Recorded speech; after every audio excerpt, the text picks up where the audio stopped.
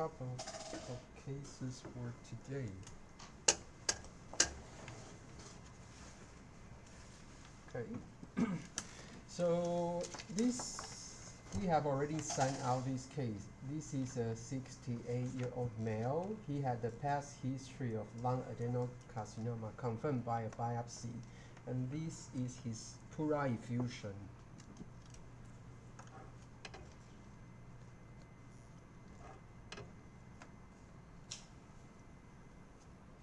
So on higher power, you can appreciate that there were quite some atypical cell, but they don't have like a cohesive arrangement, only single cell.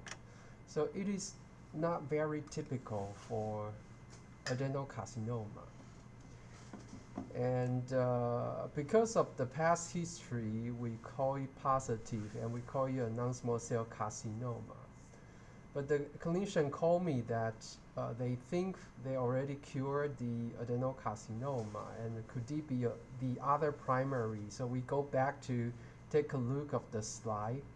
It actually looks more like a lymphoma. So it is not a carcinoma. It looks more like a lymphoma.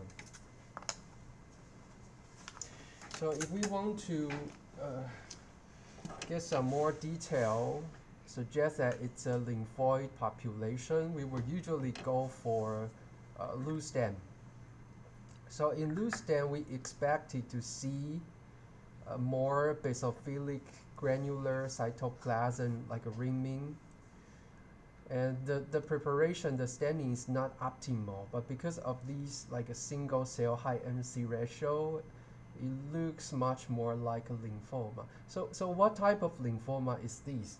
The patient had chronic kidney disease and under hemodialysis, and he has prolonged ascites and effusion. So if you check the specimen that we received, it's actually 1,000 milliliter effusion. So the patient had a chronic fluid overload status, and there is a new type of lymphoma in the WHO classification. It's called fluid overload associated lymphoma. It is a diagnosis by exclusion. The patient should not have any like a nodal, like a primary. And so there were a couple lymphoma that can only be diagnosed in the cytology specimen. And for the effusion lymphoma, there were primary effusion large B-cell lymphoma, which is most commonly associated with HHV8 virus infection. There's a smaller population of the cases associated with EB virus infection. For the fluid overload lymphoma, by definition, it is non-viral associated. So we need to perform scan to confirm or to exclude if there is any virus infection. So here we have a beautiful cell block, and which also looks like lymphoma. So we will proceed to do the scan. Interestingly, majority of these two different type of lymphoma, even though they were B-cell population, they will be negative for CD20. So we need to perform multiple lineage marker to demonstrate that if it is a B-cell lineage. So we will probably revise the diagnosis from non-small cell carcinoma back to lymphoma, and we will receive the scan this morning. So I can update you by the scan result, but because tomorrow I won't be here, so I want to show you the case first. That it is a positive for malignancy, but it is not a carcinoma. Because of the past history, it was misinterpreted as a carcinoma, but it should be a lymphoma by morphology. So if we want to appreciate a classic, like a presentation of a metastatic adenocarcinoma, it probably looks like this. So this is a primary lung adenocarcinoma with recurrence. So on low power, you are expected to see some more like a cluster of cell, and the cell like should have enlarged nuclei. The cytoplasm can be quite abundant with some vacuolation, and usually the nuclei is eccentric. So this is typical for adenocarcinoma, and for the poorly differentiated cases, usually they will still have some cytoplasm.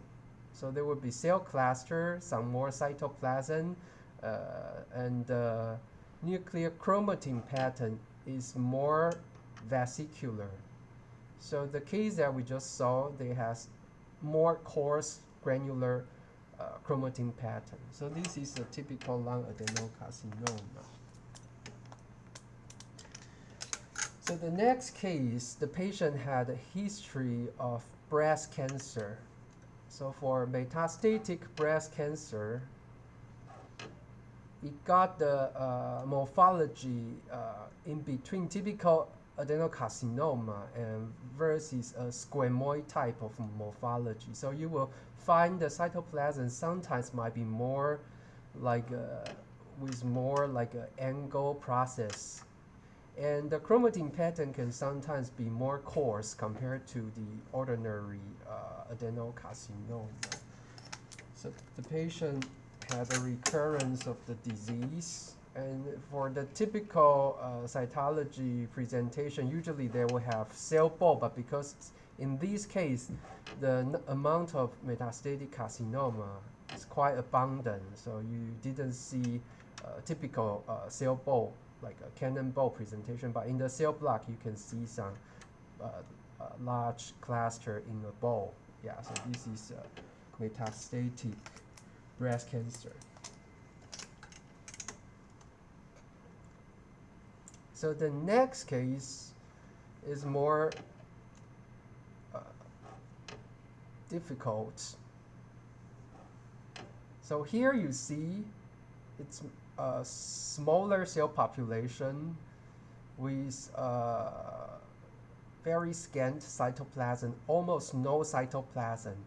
And the chromatin pattern here, it's typical that we call the salt and pepper chromatin, or like what I stated before, that it has a 消光, the like a blurry, like a black pattern.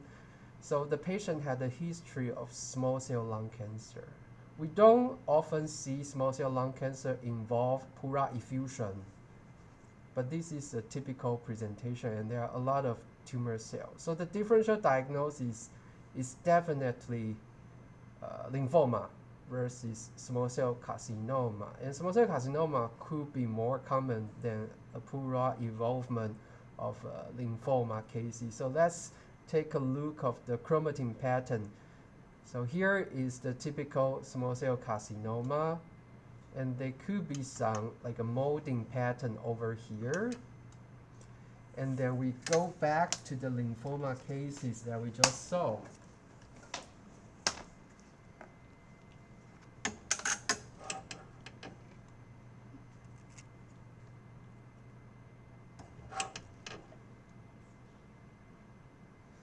So here you see more like coarse chromatin pattern. You can definitely see some granularity in the nucleus. So the chromatin pattern is very different, and it is very discohesive. Unlike small cell carcinoma, sometimes you will have some molding cluster, but here it's all associated with each other. For the lymphoma, it's quite often you will see more than one nucleus, and sometimes the nucleus will at the edge of the nuclear membrane. So this is also a typical morphology for a lymphoblastic tumor that will have the nucleus more than one, and sometimes it will attaching to the edge of the nuclear membrane. And in this case, we have a lot of Carrerace's pattern. It can also be present in the small cell carcinoma. The key feature would be the nuclear, like a texture, nuclear pattern is very different. So we have a lymphoma, we have a small cell carcinoma, we have adenocarcinoma. So you can see all these tumor in one day in our practice. So again, this is also a lung primary adenocarcinoma, very typical with three-dimensional cell cluster and abundant cytoplasm with some vacuolation and the very vesicular chromatin with prominent cherry red nucleoli, and this is typical for adenocarcinoma. The case is a new case, so we will need to perform a TTF1 on this cell block preparation.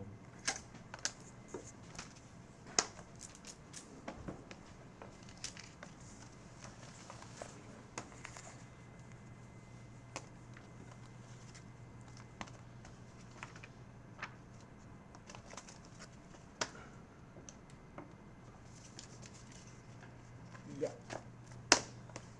So let's take a look at the next case is CSF specimen. So the CSF, you should not see any cell in its normal condition, but here you see a cluster of cells with quite abundant cytoplasm. And if you take a look of the texture of the cytoplasm, you can appreciate there is a glance of orange to grayish material inside the cytoplasm, which push the nucleus to the edge of the cell membrane.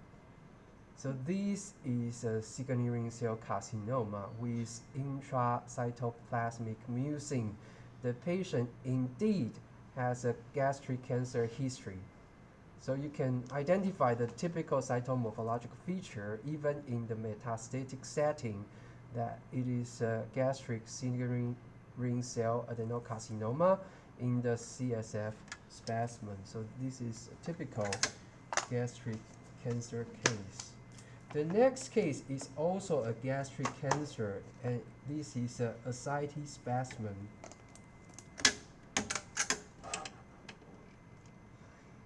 And here you can see some more tumor cell, less Sigourney ring, is more high grade. So in this case, you can have like more like a loosely cohesive attaching with each other. Here is more like a cluster forming a vague, like abortive glandular pattern. And these are all like loosely cohesive single cell with prominent like a nuclear atypia. So because of the history, it is compatible with poorly differentiated adenocarcinoma. So sometimes in the poorly differentiation, the intracytoplasmic mucin is not very apparent. But here you can still appreciate that the eccentric nucleus, prominent nucleoli, vesicular chromatin pattern is more aligned with the adenocarcinoma.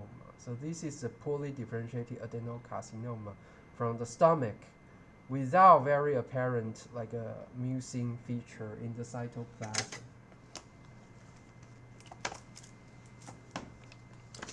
So let's move to fine needle aspiration. We had a couple parotic aspiration today.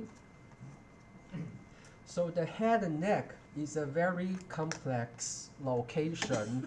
There were a lot of like different organs squeezed next to next with each other. So sometimes we will easily be biased by the clinician because they didn't identify the right anatomic location. For example, in this case, it was initially suggested that there was a dermal nodule anterior to the ear, but it should be a parotid gland lesion. So it is a cellular aspirate, and in this cell cluster, you can definitely appreciate two different populations. One has a very chondromyxoid type of matrix, and with cellular feature more of ovoid to stellate type of feature. So this is myoepithelial cell with a chondromyxoid matrix, and right next to it, there are still some oval shape, like a short oval cell, which more aligned with myoepithelial population, but without so prominent chondromyxoid matrix. And there are definitely some cluster with more like a ductal type epithelium. So it is a mixed tumor. So by morphology, we know it is a mixed tumor. So it is likely not from the dermis, although even though the eccrine duct has mixed tumor, but because of the location is right anterior to the ear, it's likely polymorphic adenoma arising from the parotid gland. So the location, we need to change it to the parotid gland instead of like other location. And here you can see some plasmacytoid cell. The plasmacytoid cell, oftentimes dissociated, is also a presentation of myoepithelial cell. So whenever we diagnose of a polymorphic adenoma, we need to examine the entire specimen to make sure there is no cellular atypia, which could suggest a carcinoma arising from the polymorphic adenoma. So here we see majority of the cell population were short spindle myoepithelial cell, more in cluster, loosely cohesive plasmacytoid myoepithelial cell, and we definitely see some mature chondromyxoid matrix. So this is benign polymorphic adenoma. So sometimes we need to correct the clinician's label for the location because sometimes they just didn't get it right. So the next case is also a parotid gland lesion. The patient is an elder male who is 70-year-old. And based on the clinical note, there is a very tiny nodule, less than 1 centimeter, in the superficial lobe of the parotid gland. So it is not a very cellular aspirate, but we see some oncocyte over here, which is perfectly benign with a regular honeycombing arrangement. So in the stroma, we also see some lymphocytes. So we see some lymphocyte population, and we can see here is more like a central blastic feature and some more like mature lymphocyte mixed with each other. So it seems to be a germinal center element over here, which suggests it's a reactive process. So we see reactive lymphoid stroma and oncocytes, benign oncocyte in honeycombing arrangement. So the combination suggests that it is a Warthin tumor, but it must be a very small Warthin tumor. The patient is not a smoker based on the clinical history, so that might probably be the reason that the lesion is very, very small. So we didn't get a lot of cell, but because we see all these population, we were able to call these a benign neoplasm. And the clinician probably won't do anything with this patient. So the next case, the patient is even older, like what we expect is 90-year-old male with right parotid nodule. So in this aspiration, there are definitely quite some cellular cluster. But on low power, you can appreciate that it looks like a bunch of grapes or something that you see like small, like a rounded architecture attaching to each other in the branch like pattern. And when you go higher power, the cell has a nicely like granular and small vacuolated cytoplasm, And the nucleus is located at the periphery of this rounded cluster. So this is a non-neoplastic acinar cell cluster with nice arrangement, and you can actually see this could be a small duct and attaching this nice acinar cluster. So this is a non-neoplastic acinar cell cluster, and this is what we have only in this aspiration. So based on the Milan system, we will call this non-diagnostic, and we will address that we only see non-neoplastic acinar cell cluster. And if the patient indeed has a clinically or radiologically well-defined nodule, he probably missed the lesion. And it is more common to see missampling in the salivary gland aspiration compared to thyroid. So the next case is also a parotic aspiration. I have quite some trouble with this case. So on low power, you see classic like a debris like cystic material in the background, and this type of material is typical for a Watson tumor. The patient is a 68-year-old male who I think he's also a smoker. So you see this is a typical cystic content of a Watson tumor. It is not a necrosis. So when we see something like this, we will need to see the benign oncocytic epithelial cell to call it a benign Watson tumor. But here we only see cell with more like a hyperchromatic nuclei, a bit more spindling, which looks like a squamous population, and with some atypia. So here is also one cluster of more hyperchromatic, like a spindling, and the NC ratio is getting a little bit higher than expected. So this is the cell population that we have. So the differential diagnosis would be that could it be a Watson tumor with squamous metaplasia, but because of these cellular atypia, I would be really hesitate to call it a benign Watson tumor. Here is some non-neoplastic acinar cell, like what we just saw. So we don't have anything more, so I order a cell block in this situation. I will just rely on a cell block to see if there were more epithelial element in the residual specimen, but there is nothing, only the debris.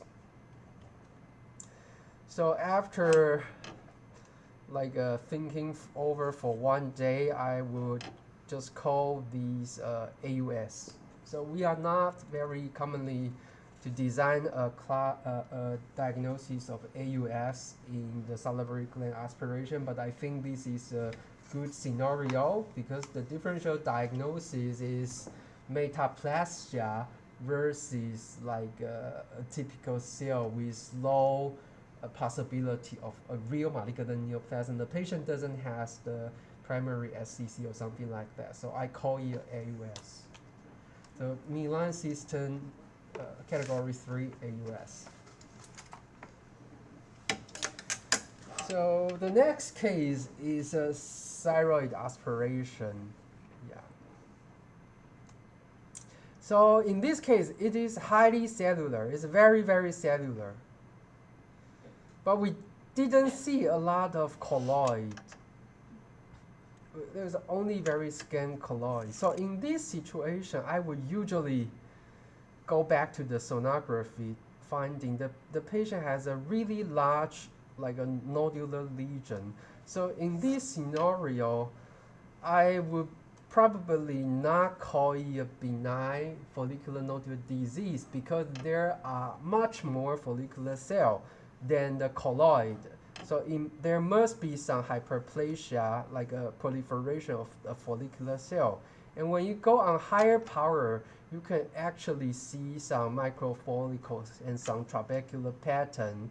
So in this case, because of the sonography correlation, I go back to call it suspicious for follicular neoplasm based on the correlation. Yeah, so I would say by morphology alone, people can call this benign, but because of the radiological finding and because of the scant like a colloid, I would just call it suspicious for follicular neoplasm, which is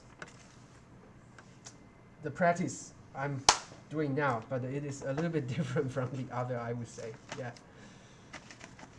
So this is pap smear.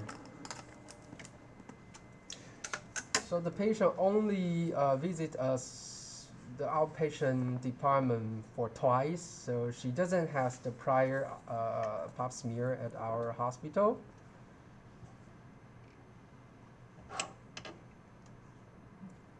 So here you see superficial and intermediate cell, and majority of them were benign, and the background doesn't show a lot of inflammation.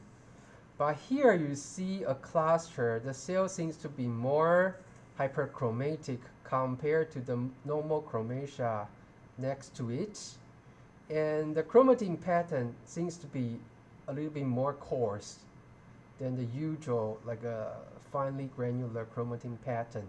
The NC ratio is getting higher, and the population you see superficial and more intermediate cell. So this is a cluster that would think about could it be a high CO, particularly a CIN2 lesion with some more mature keratinized cellular population. So we will go screen for more area to see if we will have some more. So here we have a hyperchromatic cell cluster. It doesn't show a permanent coilocytic feature, but it is a superficial keratinized squamous cell. And the nuclear contour is very irregular. So this is also suspicious for high CO lesion. So in this case, we see quite some like these type of keratinized atypical squamous cells. So we will call this case CIN2. So the quality and the quantity is okay, that we can just call it CIN2. So when we see a CIN2, we will go back to see if there is any prior pap smear at our institution, but there is none. So we would just call this CIN2. It's a typical CIN2 lesion.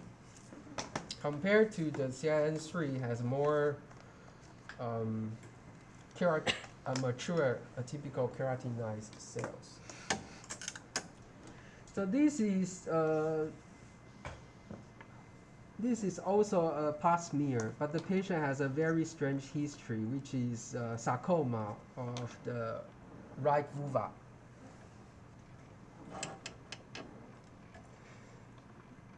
So there is palsy cellularity,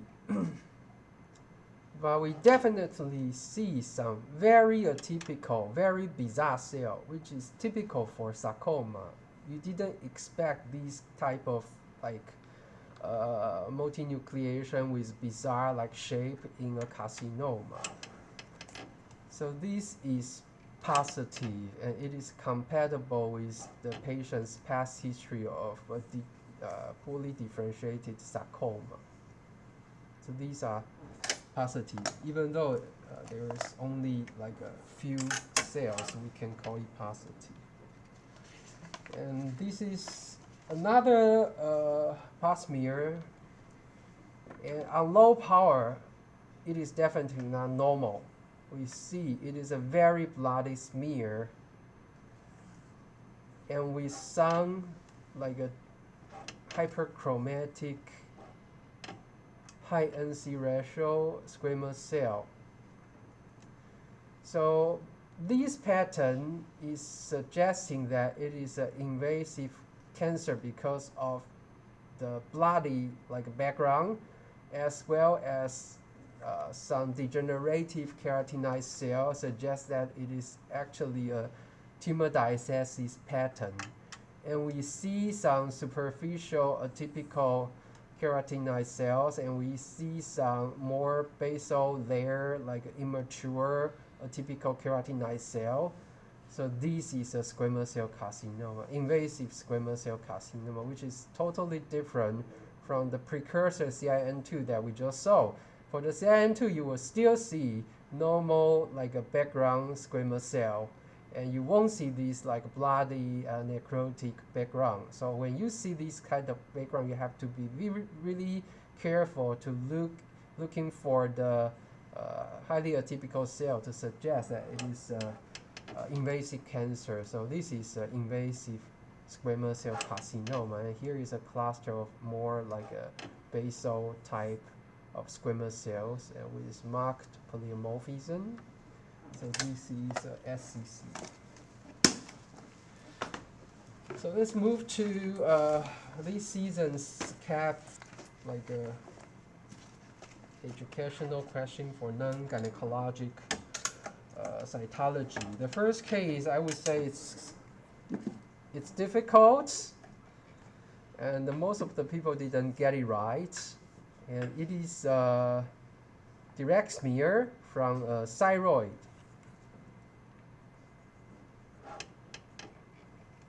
It is not, on low power, it is not very cellular. And you see some blood, but you didn't see a lot of colloid.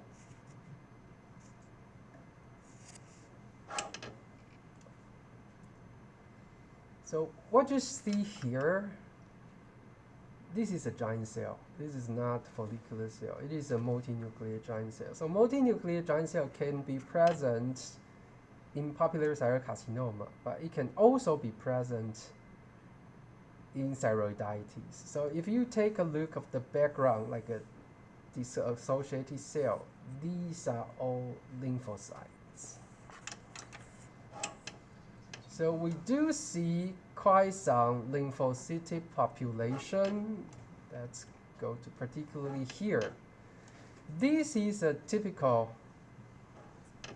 lymphoid tangle, which is the smearing artifact of the easily crashed lymphocytes.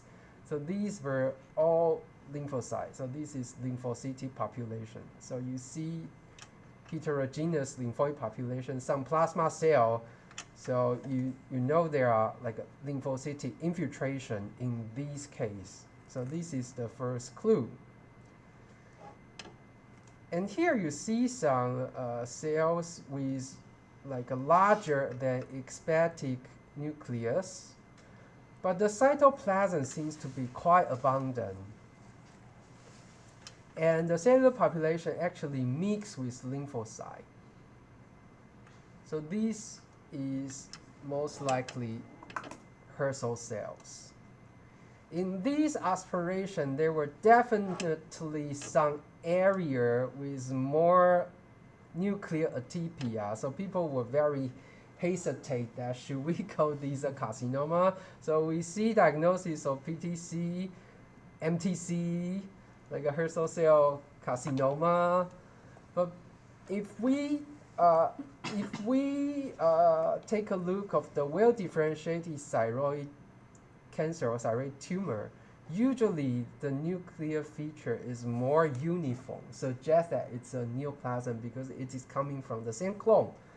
But in here, because the cellularity is low, and you see the nuclear feature is more different from each other, it's more aligned with a reactive process than a neoplastic process. This is a bit confusing because if you see adenocarcinoma, you expect some polymorphism. But for thyroid lesion, this is actually more in line with a reactive type of cellular change. Okay.